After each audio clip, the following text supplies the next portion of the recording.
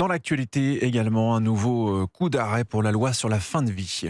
Et voilà déjà plus de 4 ans que cette réforme voulue par Emmanuel Macron occupe les débats sans jamais aboutir. Mercredi soir, le Sénat avait rejeté l'un des articles centraux de cette proposition de loi sur la fin de vie, vidant le texte de sa substance. Mais alors, où en est-on réellement dans ce texte aujourd'hui? Jacques Serret. Eh bien, le Sénat a clairement tranché. Les sénateurs ont rejeté l'article qui instaurait une assistance médicale à mourir. 144 voix contre, 123 pour. C'est le cœur du texte voté par les députés qui est tombé.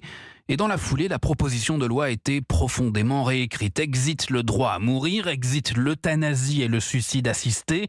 Le texte sénatorial précise désormais qu'aucun geste médical ne doit avoir pour intention de provoquer la mort. Pour autant, la procédure n'est pas terminée. Un vote solennel sur l'ensemble du texte est prévu mercredi, puis ce dossier repartira à l'Assemblée. Il sera débattu dans l'hémicycle la semaine du 16 février.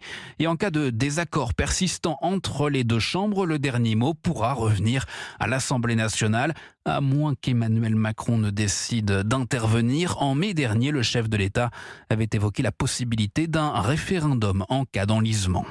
Jacques Serret du service politique de